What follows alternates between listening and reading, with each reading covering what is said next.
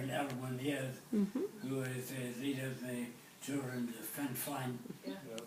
And she is very much concerned with what is going on in our country, as all of you are, and as I am. But there was an article about 2 days ago in the Washington Post, which was saying that poverty is growing in America at an alarming rate.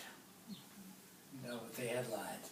Poverty is growing in America at an alarming rate. And that has been since 1955 to now. And for us to be living in the richest country in the world with poverty going in our country at this rate.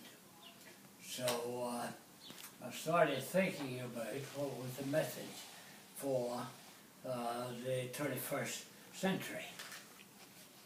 And a group was getting together and doing the planning for the dedication of the Martin Luther King Memorial. And a lot of people don't like a memorial, the physical aspects of the memorial. And I asked Marion several weeks ago, I said, several of us are thinking about what we ought to bring as a message. The message was brought to us, I feel, more effectively by Martin Luther King for our country than any other person. And I said, you were there. You were just a person in your early 20s. And you helped get Bobby Kennedy killed. She said, I don't appreciate that.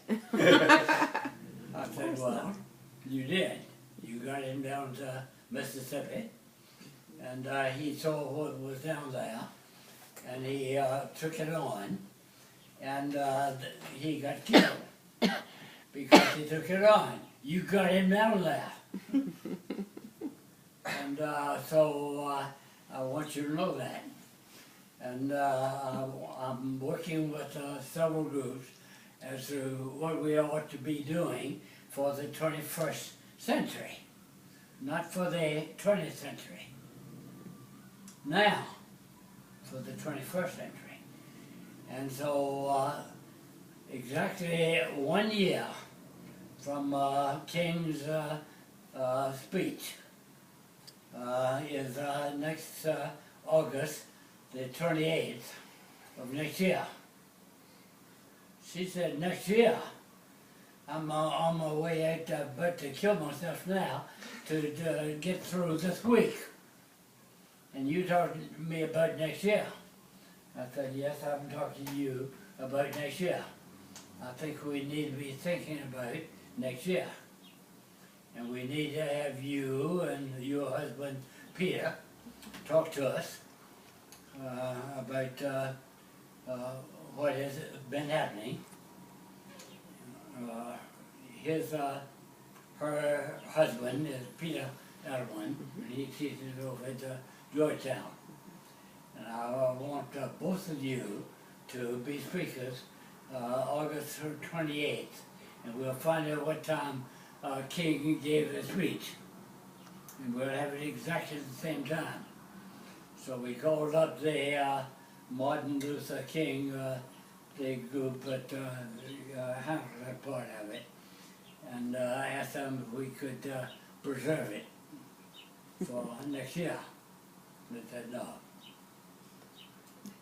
They said we're not reserving any dates more than a year in advance. I said we'll be back to you on the 29th of this year and see if we can reserve that.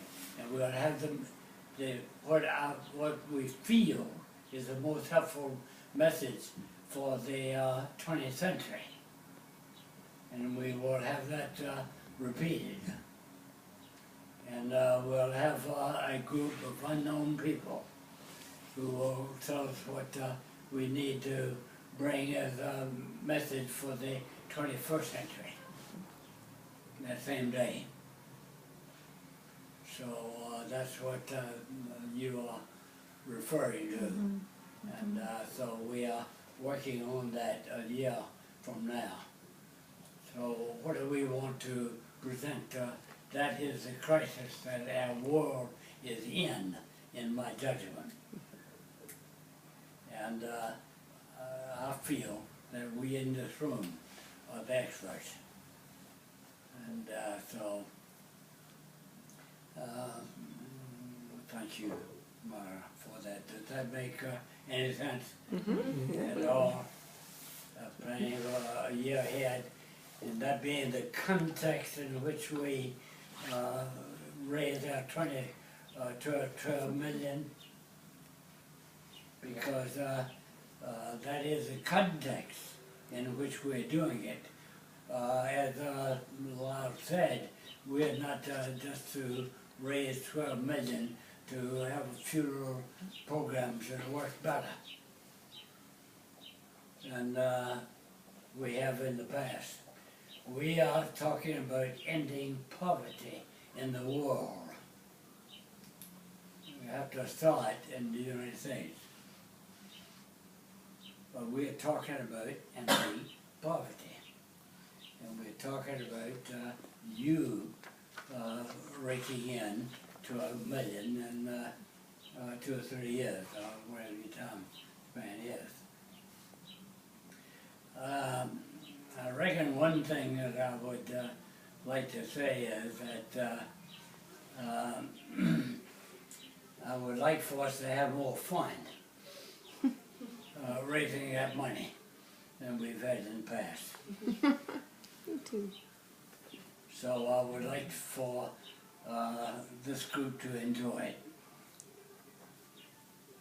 And I have to enjoy it. And how to have more fun. What are some of the secrets for having more fun? What's that? What are some of the secrets for having more fun? That's what I want to say a word about. The first thing is that we, every institution that I know has its rules. The rules of the game. And the universe has its rules. And I'll be playing according to the rules of the universe. I think the real issue for those of us who are Christians, and I don't know that everybody here is a serious Christian, and that's fine. I would think all of our organizations have been working with people who are not. But I think we have to come to grips with whether there is a dimension out beyond us that cares about what is happening. And it's been working with what has been happening for a long time in the universe. And everybody should be where he or she is. But I think we should know as much about the rules of the game as we can. What is life after? What is the purpose of it? If there is a God, what is the God after? What is God trying to pull off? If there's not a God, then let's come on out and say we don't take God seriously anymore. You can't get God in on a public discussion these days. You used to assume that was a part of our country's history. But if that's not a part of things now, I think we need to settle. If it is a part of things, it's a very important part of things. So get